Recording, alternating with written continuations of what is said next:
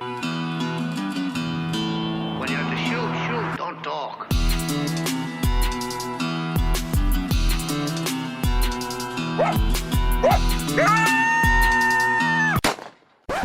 All right, everyone, welcome to the Trap House Podcast for episode 24. My name's Justin Jett, and we got a good one here today for you. It's four of us trappers here conversating about fur and the fur market and ways of selling fur.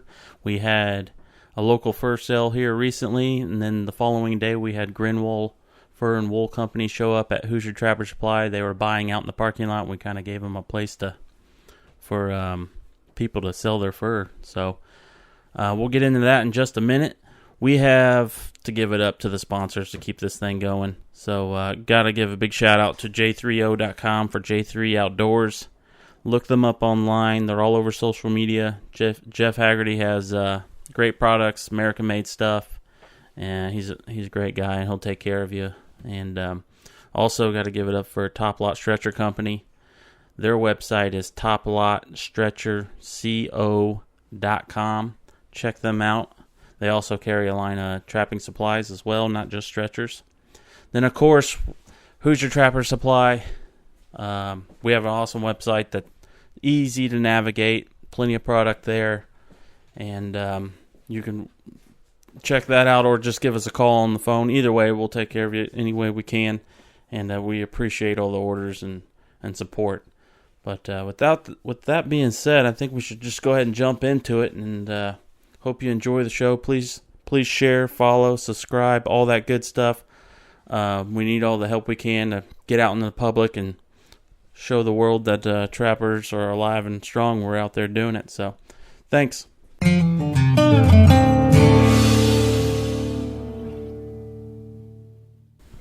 All right. Thanks for joining us. Another podcast. We just got done with what was that, Charlie? A week or two ago? It was like 10 days ago. 10 days ago, we had a great, I call it a weekend of fur, because we had our local chapter fur sale in southern Indiana. Then we had a pickup here the next day at Hoosier Trapper Supply. Greenwood picked up.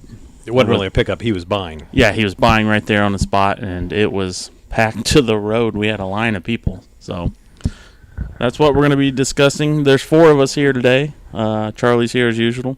And Dennis Cobb. What episode were you on, Dennis? That was a while ago, wasn't it? It was about a year ago at this time. I think it's about the third one. And we just kind of covered the last local chapter sale that we had for 7B. Yep. So, but we're also joined with Travis Goodwin. He's fairly new to trapping, right? Actually... Well, I meant as far as... Go ahead, I'll let you explain it before I tell everyone the wrong thing. I grew up in the 70s, so I trapped with my dad and my brother quite a bit, mostly water trapping and raccoons, mink, and occasional fox. And then when I went off to Purdue at the end of the 80s, I stopped trapping and didn't trap again until about 6 years ago. So I kind of got back into it for coyotes, and now I'm kind of back trapping everything again. So you've been now you're back full-fledged now. You got the bug bit all over again. I guess so, yes. And was it your first sale as far as Actually, it was the first chapter sale that I've been to. I recently moved to Columbus, so I'd always heard about it before, but the first one I've been able to attend. Okay. So how did you, when you were trapping back in the day and up until now, or how were you getting rid of your fur? Back in the 70s and 80s, we had local fur buyers in just about every town up in northeast Indiana. So I sold to, or my dad and I and my brother sold to guys in Angola and Rick Laux down in Ashley. And up until fairly recently, I guess, there were always buyers up in that corner of the state, but it's pretty much diminished up there now. There's very few. So I think there's a handful of buyers around, but mostly my brother has kept trapping for the last couple decades, and he's always sold through the fur auctions up until this year. Oh, okay. What else? Dennis is over there thinking hard. What are you looking at there? I'm just looking at the prices on the sale. You want to start there, or go through our averages? So let's preface this with saying that the sale was, as we said about 10 days ago, was on March 9th, was it the 9th? March 8th, March 9th, something like Let that. me look before we lie about something. You tell a story, I'll go look. All right. So, things at that point were probably starting to ramp up in terms of concerns. Yeah, it was. Worldwide concerns were starting to really kick in. I think if the sale had been a week earlier, it'd been a better sale. Right. Yep. I got it down here as March 7th. Yeah. And then Greenwood was here on March 8th. The ISTA sale, the Indiana State Trappers Association sale, and other sales across the country were certainly better that were held in February and even January than the ones that were held in late February and Most March. definitely, yeah, most definitely. The earlier sales here in Indiana brought better money on just about everything. But for where we were at, I don't think we did too bad. It could have been better. It was definitely a buyer sale. Sure. Well, I say that. They bought it. Yeah. Now, what they do with it, nobody knows. Right. So we had, just a background on this, we had 9 buyers, about 30 lots of fur that went through there. And that's probably typical, roughly about what we do each year. It's maybe a little... I don't... I'm sorry, was it 20? 20 trappers. 20 trapper lots. 20 lots. But I'm those sorry, not those were 30. broken down into species and quality graded lots within that 20. So there was probably, I don't know, 100 or so different. Lots that ran across. Yeah. Yeah. But 20 different trappers. And that, I'd say that's typical of the past few years. That's kind of where I we've figured been. we would have had more there, but it was just about the average sale that we usually have. Yeah. Right. With NAFA being gone, I just Yes. thought we would have more.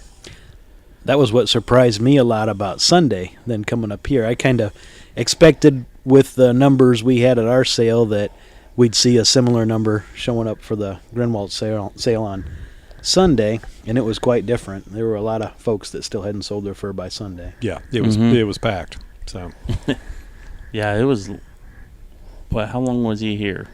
well, he was supposed to be here from 12 to 2. He got here slightly before 12. And he started a little early, didn't he? Right. And then he didn't leave until it was 3 or so. So Yeah. and he had them lined up to the road for 2 hours of that. I knew it was going to be a good day for him, but I didn't realize it was going to be that good. Yeah. And he And I'm Towards- glad it was. right. And he's a fast grader, fast buyer, but towards the end he was buying on averages and moving things as quickly as he could because he had to go clear back to northern Illinois yet that Yeah, day, he had that another day. 6-7 hour drive yet. Right.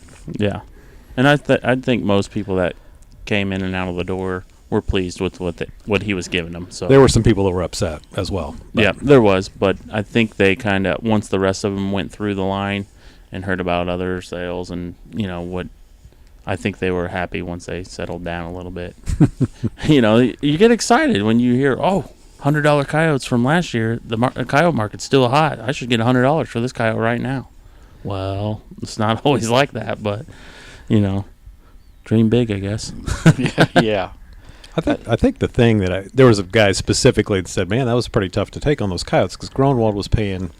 We need to go back to the 7B sale, but we'll talk about this since we got on this tangent. Greenwood was paying 45, 30, 20, and 10 basically, and then at that point, no value on the rest of the coyotes. Correct, Travis? So, Yeah, and I'd say a lot of them were 30, 20, 10s, and a lot of 20s and 10s. yeah. So, and this one gentleman had said, hey, that's pretty tough to take those kind of prices because I sold 2 last year for $115.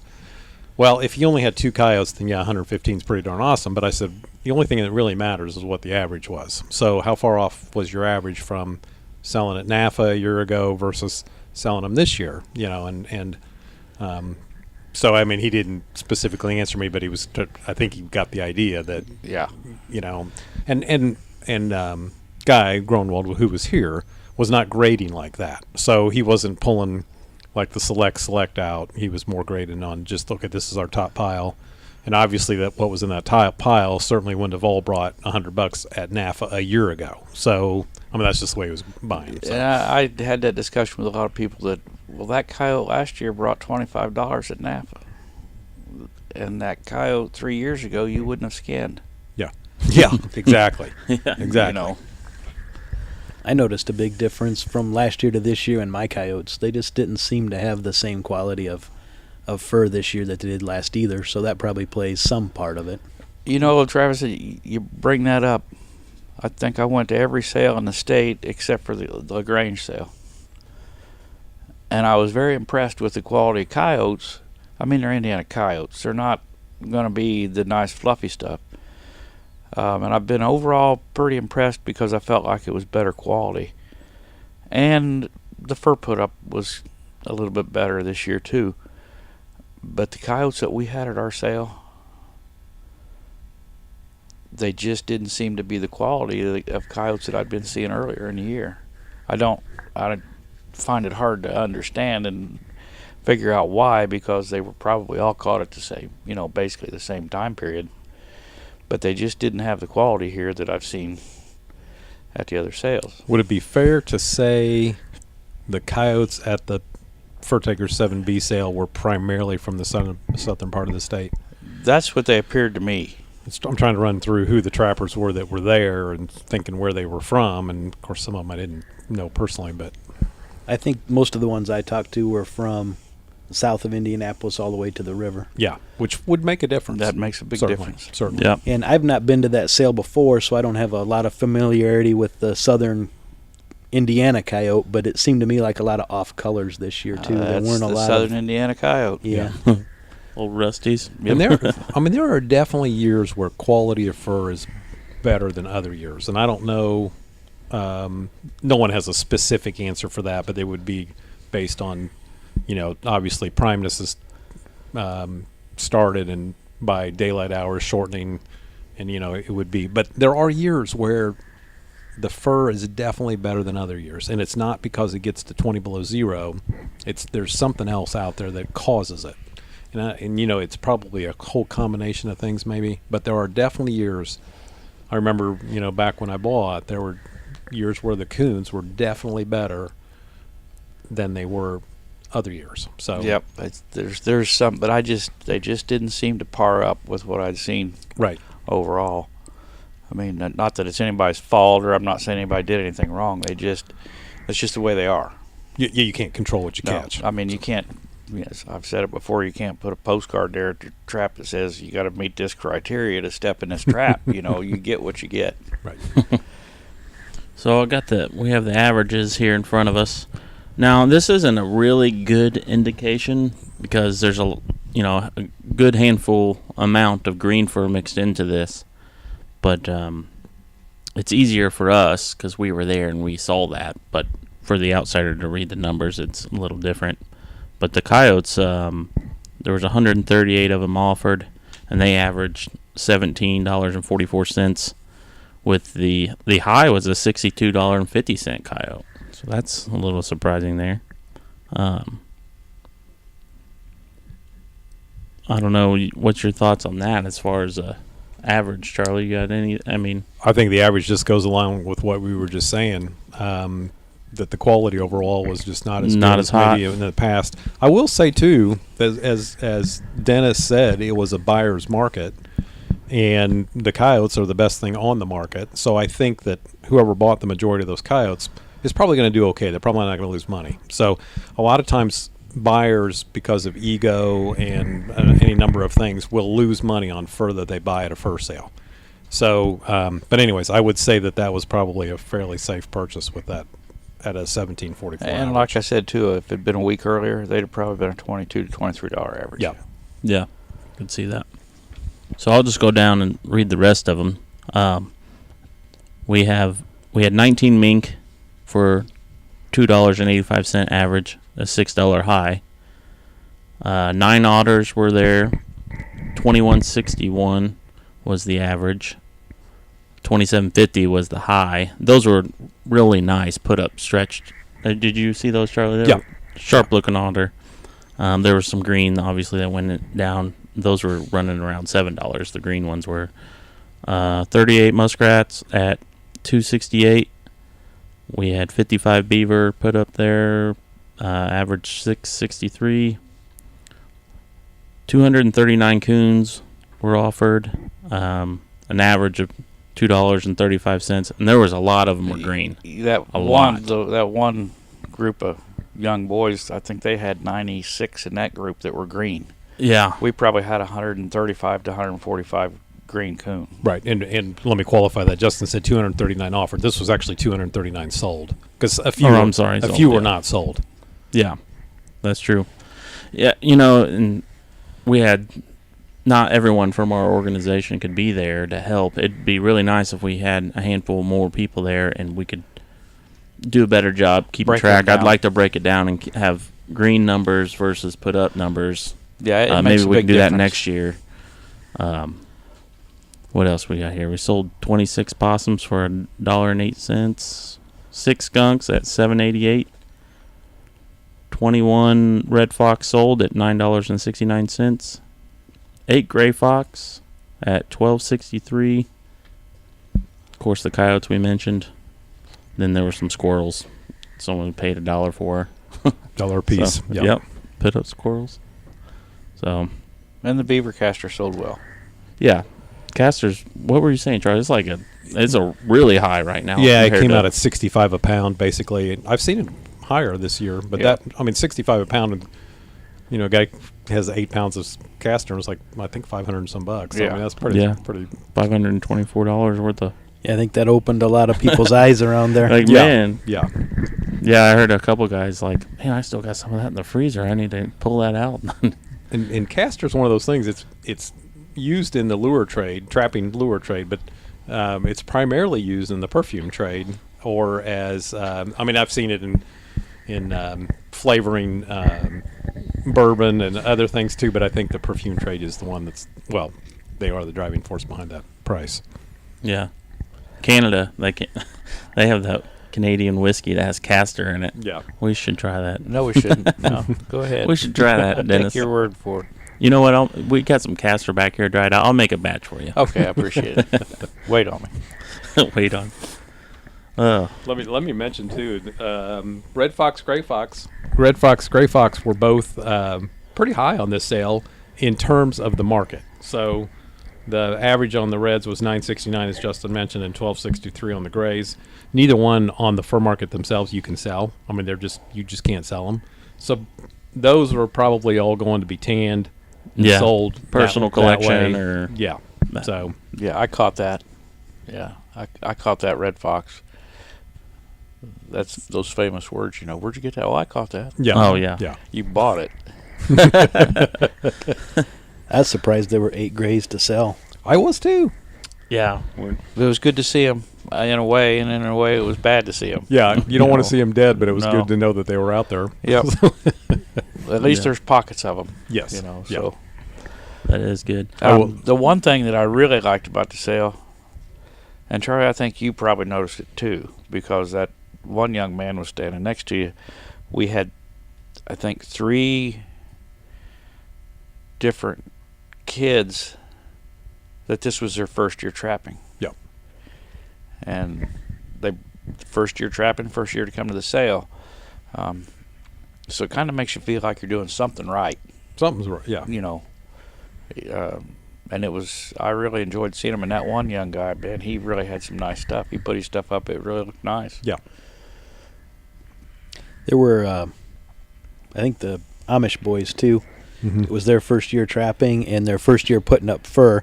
And I noticed a couple of the buyers did take some time with them, and they were showing them, asking them, was this your first one? And they were showing them my first coon I put up, and the second and the third.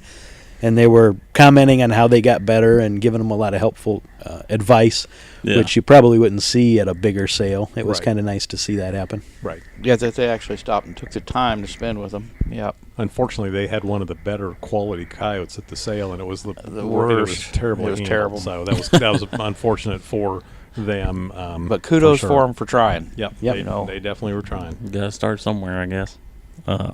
One thing that kind of stands out to me, and when you look down the list here, we had 38 muskrats, and we're talking about a state that back in the day was a huge muskrat state, and for 38 to be there, that was, one guy, that would be just an average night, Yes. for a guy that kind of hit it hard. So I know the biologist, Jerry Ann, she always sends Well, she normally comes and she'll have a technician or aide with her, or a biology student, and they try to get an age and a sex on all the muskrats, and it didn't take her but 15 minutes and she was done. So 38 muskrats is pretty disappointing. So. Yeah, I would have liked to seen more. We usually do see more. Yeah.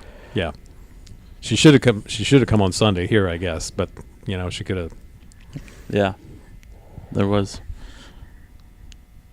Speaking of muskrats, Charlie, where's all of your muskrats?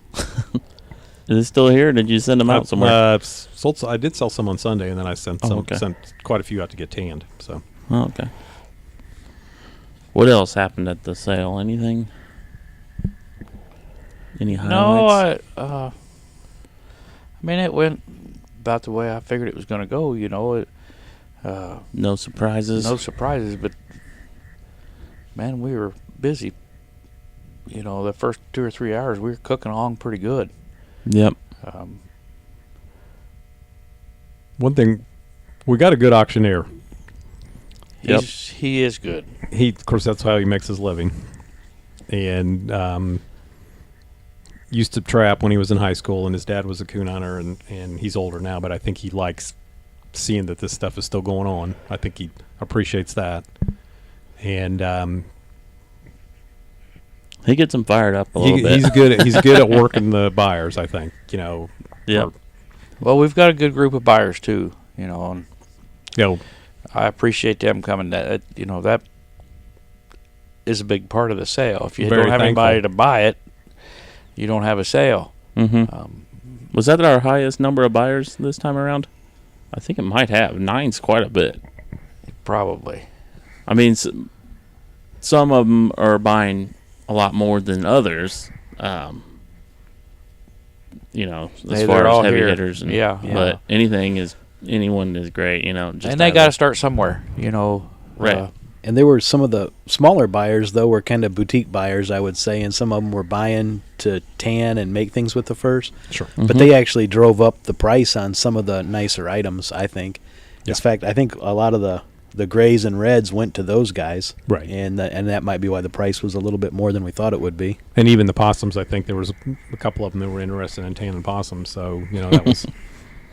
that basically took an animal that had no market value at all to $1.08 average. So, yeah. So that was a good day, and I always look forward to that. Really, just seeing what people did throughout the year, and just I mean, you see them off and on all season anyway, based off working here. But it's kind of neat for everyone to just come together and share what they got. So. It's always a good time. Enjoy looking at the put up. That's your job. You and I talked to that one cat that had that off-colored coyote. Yeah. That was only like his third year putting up fur, and he'd done an excellent job. Mm-hmm. And talking to people like that, I enjoy doing that. I also like talking to the younger guys that are struggling. They appreciate your advice. I know I've seen guys that are just totally embarrassed when they bring their stuff in, of what it looks like. Well, everybody has to start somewhere, and they get to walk through that sale and see the different put-ups, and I think it's a fun day for me. Mm-hmm. It's a busy day, but it's a fun day. Yep. I was impressed too with it being my first local sale like that to come to. The camaraderie amongst the trappers and even the sellers or the buyers, and just in general, it was a lot of fun. I would encourage people, if they're interested in trapping and maybe haven't even started yet, to come, watch what goes on, talk to people. It's a good place to learn a lot about how to put up fur, what the market's like, and just get to know other trappers in your neck of the woods. Yeah. I try to encourage people that don't trap to come and watch. It's something that we may not have in 10 years, and a lot of people just don't understand that it's happening now. And I think everyone would enjoy it. It's a fun day. Yeah, I wish we could keep the people there and turn it into more of an event of a day. Yes, because there's talks of even doing a demonstration on someone bring in a green coon and show show the first timers how to put it up properly and things like that. That would be great, and maybe have some better food. I don't know. We have coffee and donuts, and that works great for what we're doing. But if we were trying to expand on it, that's something to look into. I don't know. What's your thoughts on that, Charlie? I mean, certainly the fur handling would be good. Our only down part to that is we're in a relatively small building. It's through the Bartholomew County Conservation Alliance or whatever they call it down there, and so we're fortunate to get the building at no charge. Right. So we're kind of limited in terms of size, but it wouldn't be that bad if the weather was great. Right. So it if was a nice like day, so we could have done one outside. Yeah. Yeah. Every year it just depends. Some years it's freezing, winds blowing, or rain. Yeah, anything would be cool to do extra with that, I think, in the future. I think we should just move on to the next day on March 8th, what we did here. And we had no connection to that whatsoever. We just offered a place for people to come and let Greenwood do their thing in the parking lot as he bought there. Right. Basically when NAFA went under or announced that they weren't going to be accepting fur this year. I guess technically they're not out of business. They're still in business. So, but they were not accepting for this year, and obviously I'm not a receiving agent anymore for NAFA. So we needed some sort of alternative for the people that used to ship or whatever, felt like we had owed them something. I called Greenwood and asked him if they would send a buyer down, and we kind of kicked it around, and he thought maybe coming twice, and I told him realistically once would probably do it. So, and that decision was based on, typically we ran a route in January, and then we ran a route in March, and also accepted fur here at the shop, so people could bring it here directly. So the January, people were never ready. They never had their fur put up. Because, like us, we put our fur up at the end of the season, basically when we're done trapping. And generally that's what people do. Or they want to, at minimum, some guys like to hold it till the end and have a picture of everything. Mm-hmm. So, the January to run for that early pickup, it never was very good. And I think I'm correct in remembering the last 2 years we didn't even run the January route, just to save money, and it's expensive to run the route and with the truck rental and whatever. So we pretty much knew that March would be a good one, so right. It was. That's what that decision was based on. Yeah. I mean, yeah, just giving people that are used to coming in here and giving them another option. It's amazing how many people aren't used to dealing with a local buyer, or they just, they find their NAFA agent and go with that and be done with it. And they did it for years. And now things have, obviously changed, and it's just another avenue. So I talked to a buyer earlier from out of Michigan, up in the northern part of Michigan. Buys a lot of muskrats. And he said he had two brothers that were in their 60s, early 70s that had always shipped to NAFA. And somebody had given them this buyer's name.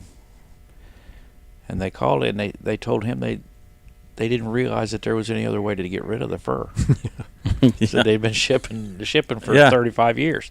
They didn't realize there was any other way to do it. I'm thinking, man. We still get I think it was like a week ago, a guy called in here. When's they coming? When's the truck coming to pick up the fur? I was like, I've got bad news for you, man. NAFA's not running routes anymore. They're only dealing with ranch. Actually, not even dealing with ranch. He's just a couple hours behind. Just hold on. He'll be there in a couple hours. So I told him the options, what he's got left, and he's like, just shocked. Yeah. That's But a lot of people, they just didn't understand. So like I said, I knew he was going to have a good day. I didn't realize it was going to be as good as it was. And I'm glad they had a good day. I am too. I mean, there were the sellers and the buyer, both. There were definitely some people that were not happy. They always are. But there always are. When it comes to money. It's like I said, it's like, okay, so what's the baseline? So you're going to compare the pricing to 2013. In that case, it would have been terrible. But let's compare it to 2020 on March 8th. And knowing the circumstances. And here we got hindsight's 2020. So March 9th, Greenwood actually stopped all routes. So had it been one day earlier, he wouldn't have even came here on Sunday. Yep. And basically that's based on this worldwide situation with this coronavirus and the uncertainty that that's caused within all financial markets for sure, not only the fur market. So and the majority of fur still goes into China, which is evidently got things somewhat under control over there. It's not the hotbed of the virus anymore, but anyways, that has drastically affected this market. So with that known, the people on Sunday should have been feeling pretty fortunate that they had an outlet and they got checks on the spot. Of course. Yeah. Yep. Yeah, there's a lot of, uncertainty with all this. It's crazy, really. Well, for the last few weeks leading up to that day, I was watching prices online in the different trapping forums, and even most of the Greenwood buyers that were going all around the country. I was seeing a lot of guys say there was a $5 cap and a $6 cap on coon, and they were unhappy with the average. And I actually watched some nice coon, but they were selling for $8. I mean, he was doing a little better than I expected him to do. Right. And I saw a lot of $6 coon. So I think we don't really have numbers from what he bought, but I think it was definitely a little better than our sale the day before as far as the averages would be on raccoon anyway. I agree. Yeah. The only thing that was below Saturday that Greenwoods did were foxes. And basically because there was no market. He bought them for what they were worth. Yeah. So that was the only thing that was lower than Saturday. He's not buying them to go into the tan. I mean, they sell tan fur, but I mean, that, based on the actual fur market, Yeah, So. he's selling them to garment manufacturers. Right. He's not planning on making earmuffs out of them and that. And the thing with him, he would pay the same price for put up versus non. Yeah, that was a shock to me actually. In some instances, yeah. That he was paying just as well for not put up raccoon and even what I would consider to be roughly put up coon. And a lot of the feedback he was giving guys, which was interesting to me, Charlie, you might be able to comment on this, but guys that had done an excellent job with the classic put up of their fur, and he would say you wasted a lot of time on this fur because you're not going to get any value out of that anymore. Yeah. At least in the avenue that he sells it. Exactly. Right. Yeah. The bottom line. That's the bottom line. Right. It just depends where you're going with your stuff. Charlie, you and I have both seen it, and I got to commend the guys. They put their stuff up, and boy, it looks like a diamond just shining. Mm-hmm. But at the bottom, at the end of the day, it's worth so much money. Well, That's it. And I think if you're shipping to an auction, fur harvesters being the one that's left, then you need to be very diligent about your put up. Very important. Yes. And these guys, and that's one thing. The put up out there was beautiful. There was no, of course, those were all basically NAFTA shippers that were looking for a place to sell. So the put up was really good. And I hate to say that the put up doesn't matter because I like looking at nice put up fur. And I think they did too, but you didn't need to go that extra. Yeah. You didn't need to have 100 push pins at the base of your tail. Right. Or- Right. Exactly. Exactly. So, but from what I understand, and I may be a little wrong, but I don't think I am, the majority of the fur, when they sell it, is tanned. So it doesn't, when they're selling it to a manufacturer, it's already tanned. They're not, and it's a directly to the manufacturer sale. They're not selling anything raw. So the manufacturer doesn't have to be, Ood and odd. right, ood and odd over some really, really good put up. So, And it might have been one of you guys' previous podcasts where he talked about what his market was going to be this year for those coon. And he was saying he was going to sell them in strips for trim and ruffs.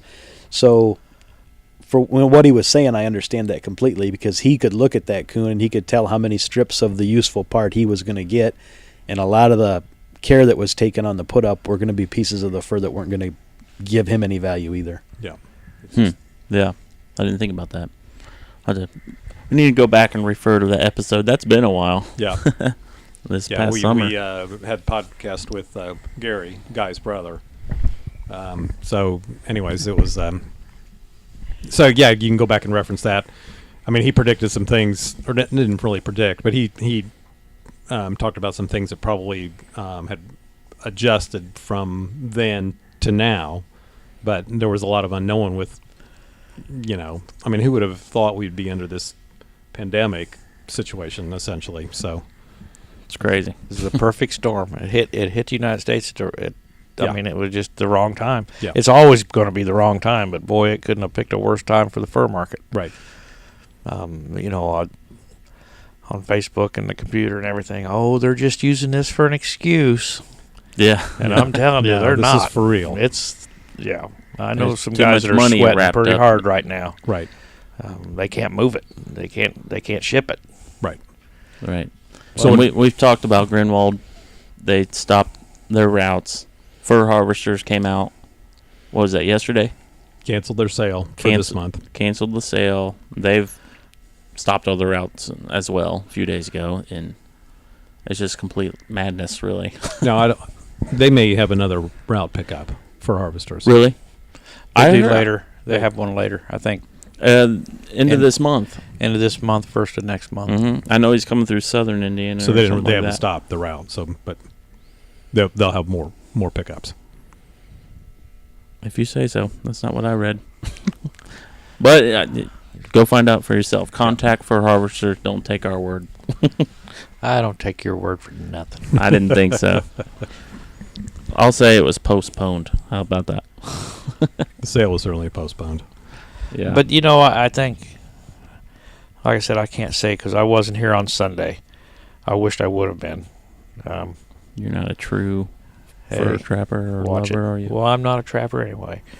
But for the year that we've had, I think the prices, people should be happy with what they got. And if you're not happy with what you got, don't sell it. Yeah. That's the only thing I can say. And don't be bashful about saying, I can't take that. The buyers, they understand. You can't sell it for that, but they can't buy it for what you're looking for. So, Yeah. but I think overall, There's a few guys that didn't, that were here with Greenwood, and they had a really nice red fox. Well, as we just talked about, the fox aren't really bringing anything, so they decided to, you know what, I'm going to take that, I'm going to tan it. Either keep it for themselves or sell it off a different way. But and did Guy throw a fit, or did he say good? I wasn't there for when the transaction took Yeah, place. I'm sure he but didn't I'm throw sure a he fit. I'm sure he did not care. I saw him talk through it with a few guys, and for the most part, he would say, he would even say, I could, like, these raccoons, these are nice raccoons, but I can give you $1 for them. I'll give you $1 for them, or you can take them and tan them. It's up to you. And they would, some of them would keep Pick them, and some of them choose, would go yeah. ahead and sell them. But he was being honest. He would say, you've done a nice job, or it's a nice coon, or it's a nice fox. But this is what I can give you for it, and I completely understand if you want to keep it. And you can't. I mean, there's nothing wrong with that. You can't beat him for saying that. But if you don't want to sell it, don't sell it. Yeah. I mean, he was pretty honest, straightforward with guys. I mean, there was no, this is what I'm offering you, so. And that, Travis mentioned the dollar coon, and that was a 27-inch XL coon.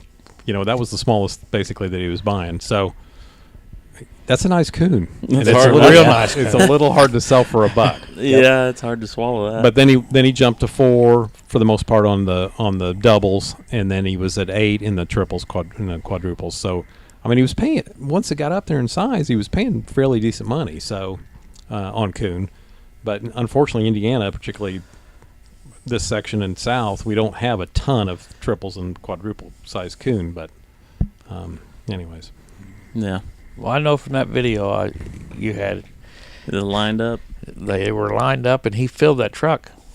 Yeah, we don't have exact numbers, but we can tell you it was a 16-foot box truck, and it all didn't fit. We have some here in the shop waiting for them to come get it, but it was plumb full I knew to the ceiling. new guys in the line too, so I would stand there talking to people, and you would think the line wasn't moving, but you would see the guys you knew, coming 10 or 15, 20 yards every few minutes, and it just never ended. I think the line went around the corner and down the road for a ways because it was a solid hour and a half before I saw the end of the line. right before it started winding down. Yeah. Yeah, it was definitely different since we don't usually do that. It kind of reminded me of seeing the truck come in here, like back when you weren't an agent here, but you were just Providing a parking place. Yeah, just a pickup destination for people to stop and do it. And the box truck would be out there, and it'd be a good line of people with their NAFA bags. It reminded me of that. It's been a while since I've seen that. We never had one this big. No, not this line. I was impressed too with put up fur doesn't seem to weigh a lot when you're carrying it around, but when I left here, that truck was sitting on its axle. It was dragging. Yeah, it did scrape. I remember scraping when he pulled out. There is nothing heavier than flesh and dry. Well, green fur is very heavy, but then flesh and dried beavers that are stacked in a bag. That's probably yes. That's really heavy. And I'll tell you what, a pretty good bag of muskrats is an armload. Yeah. Well, those going back to what he was paying on beaver. Basically, it was $8. Mm-hmm. Assuming it was of any decent size, $8. And Is that finished or green? it was Both. Both, No difference. See, and No I've been- difference. Everybody for the last 2 or 3 years. How much you charge to put up beaver? $8. Well, I said, I got a good idea. Freeze them. Get on Greenwood's website. He explains how he wants them froze. Freeze them. Sell them to him green. Well, how much are you going to get for them? $7 or $8.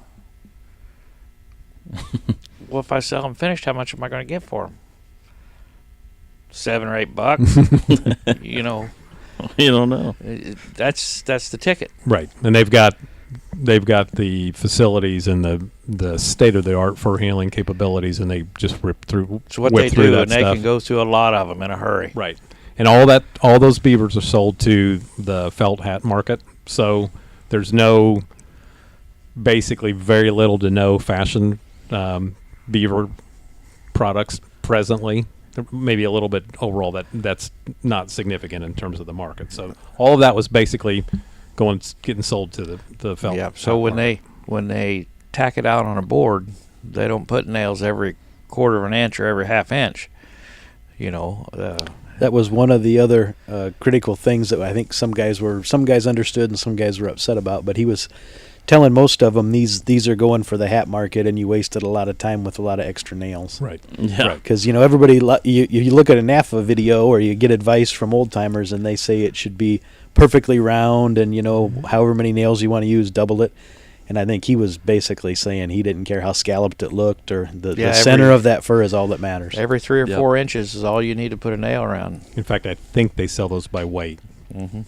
Just straight up by weight. I think so. If people want to drive that beaver market, everyone needs to go out and get a Stetson hat. I got a couple of them. And if you want to see them make it, there's an awesome video how they make cowboy hats and stuff. I have seen that video. That's it's a all cool over video. YouTube. There's one on YouTube, and it's older. It's like from the 90s, but it's cool how they break down the hide and the guard hairs are cut down. And they soak it and dye it and all this stuff. It's pretty wild. Yeah, it's pretty intense on how they make that. It takes a lot of beaver. They press them. They use a rabbit too, and some other stuff mixed in there, but it's pretty neat. Yep. And I guess with being said that they're no longer running their routes, now who knows, it may resume if things all of a sudden just went. The virus runs its Yeah, course and it's everything over. and then they ran some routes. I doubt that it'll happen, being that it's already March, so we're probably looking at next year before they resume all of that.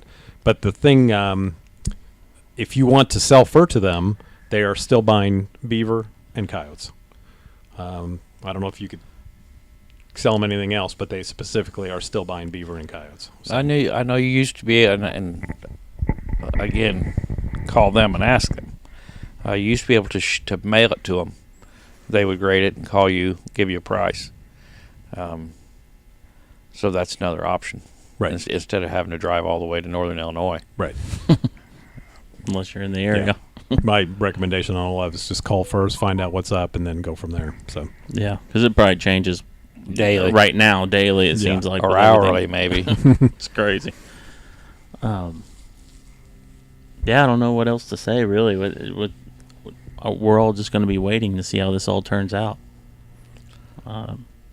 I mean, yeah, we're leaving this on kind of a downer note because there's just so much uncertainty presently. But It was a shame, too, because it seemed like the fur market was rebounding around the holidays a little bit. Prices were up, guys' attitude was up, and I think so. I think trappers are forever optimistic before they sell. Right. Right. And everybody had an idea this year was coming back a little bit, and it really was trending that direction, and everything just kind of slammed shut the Monday after Yeah. our sale. Yeah. Yep.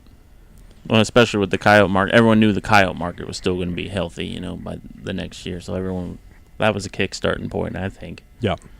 It was just everything else that people were waiting on to do better. But I think that's a good statement, though, Travis. The trappers are always optimistic, and there's always next year. In the back of your mind, there's always next year, and this is what I'm going to do differently. And I've got basically, however it comes out, 9 months to, depending on when you start, 7, 8, 9 months before you get started again. So by then you're all geared up and ramped up and excited to get going again. So Yeah. But now, if you're doing it for the fur prices in the first place, you're doing it for the wrong reasons, if you ask me. Yeah. But it's always nice to get at least one tank full of gas out of the deal. Dennis needs some lunch right. money so he can eat on the job. That's right. Well, anything else? You guys got any concluders before we wrap this up? Don't give up hope. Nope. I'm trapping next year. That's for sure. I would encourage everybody to come to our local sale again next year, or a local sale in your area. It was a good experience, and I think it's a great way I think there's a lot of new trappers in the industry. I'm kind of recently back in the last 6 or so years, but there's a lot of people I know that have taken it up for the first time just to do it with their kids or trap on the property where they deer hunt and manage predators.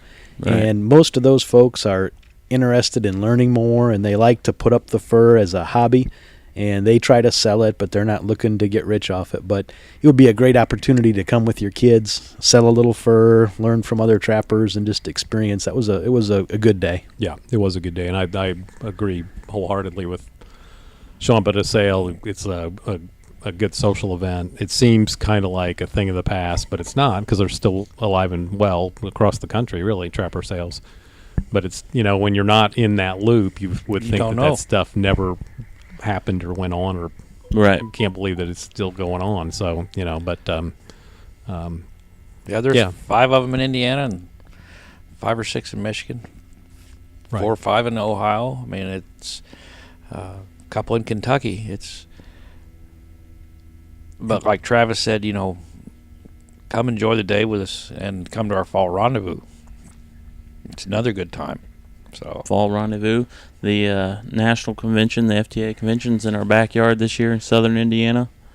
That's in June, so hopefully no delays or postpones there. And and we talked about people learning to pit up fur. They do demos there on. It's better. I mean, for me, I'm always more visual, and you can only get so much off looking at your computer screen on YouTube. But to see it in person, someone scraping something and telling you first place how to do it, you can't ask for any more than that, really. So conventions are where it's at as far as hands-on on the off season, for sure. That Fur Takers convention too, you just said something that reminded me. They're doing a fundraiser, right, where if you're going to come to the convention and if you bring shed antlers, they're going to collect those and sell them. And I think there's always going to be a decent market for those, because there's a domestic market here for the antlers.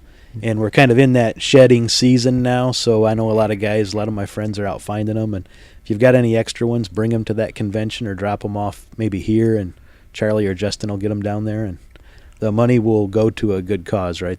Right. I was going to bring it up in the intro, but since we're on it, let's just go ahead and talk about it. They're doing a fundraiser. It's just another way to raise money to fight for trappers and their trapping rights. So basically, you can bring one antler, as many as you want. Doesn't matter. You have to check your state regulations on how that can be. Indiana, talk to a CO. It's fine if the antler's cut. It doesn't have to be a shed. It can be an old deer mountain. But don't hack it above the burr. It needs to be below, because that really decreases the value. So, Saturday night's the auction, and they're going to just run them through one at a time, or maybe in sets if there's a set, and whatever the money brings will go to a great cause. So And I'm assuming there will be antler buyers there. Or, Yeah. So Yeah, I forget what he was telling me, how much antlers were a pound if you were to. Depends on the grade. Yeah, they're graded. They're quality graded, just like everything else. I think it was around 8 or 9, maybe even $10 a pound. Last I heard that. I think the fresh hard white is around $8, $8.25. So keep that in mind if you guys are out turkey hunting or mushroom hunting. This is coming up soon. People are going to be looking for morels. Keep an eye out for a shed and just bring it to the auction or find someone that's going for sure, and they'll take care of it. So one last thing that I'm going to mention is be sure to join your organization. Sounds like a broken record. Sounds like I'm always preaching, but please join Fur Takers of America, the National Trappers Association, Sportsman's Alliance. Those guys, I don't think we would be here today if those three organizations weren't out there. So I agree. It's so important, and we all got to carry part of the load, So you don't have to do anything but join the organization. Yeah. But if you want to get involved or you want to do more, they're certainly not going to turn you down. But the biggest thing is become a member. So yeah, there's anti-bills popping up. It seems like nonstop, and that's one way to do it. I had a call yesterday, and I had one of these for a long time, years. Some lady from upstate New York calls. She told me where she was from. She goes, I just watched a video of an animal in a trap, and it was just so terrible for me to watch that, and wanted to know if we were trappers. And I said yes, and she was going off she was going off the deep end. Let's put it. And so I'm walking her, through how it's heavily regulated. There's a season, you have dates, and there's equipment requirements, and all of the different things, and all of it's managed by biologists and all of this stuff, and she goes, of course she wasn't hearing any of that at all. I mean, it was not what was on her mind. Yeah, I kept my cool, and and she goes, people talk about she was vegan, of course. So she goes, people talk about eating fresh meat, and she goes, but it's dead. It's like, well, you can't eat it when it's alive, Yeah, how sick are you, lady? Yeah. So the She's call, eating animals alive. So the call ended up with I said, well, you certainly have a different perspective than I do, and I just look at this a lot differently than you do. And she started going off that was the problem, and and it's like, well, not everyone has the same perspective or opinion, and certainly you and I are 180 degrees different. Yeah, so. Everybody's entitled to feel the way they want. She just happened to be wrong. Yeah, I mean you're entitled to your opinion, I think, but you're not entitled to your own set of facts. Yeah. So there's clearly two, But anyways, I just had to bring that up, and I just said those people are out there, and it's just so important to become involved in these organizations. Yeah. So. She wasn't one that was in the middle that we could sway maybe our direction. No. Her mind was made up. She was done. Yeah. She just needs somebody to vent at, I guess. I don't know. She was relatively civil. It wasn't like she was just screaming and cussing and carrying on at me. But anyways. We've seen those too. Yes, I have. We all have. I was married to one. Just one? This is where the podcast takes a dark turn. All right, everyone. Make sure you share and follow and subscribe, all that good stuff on social media, and we'll catch you next time.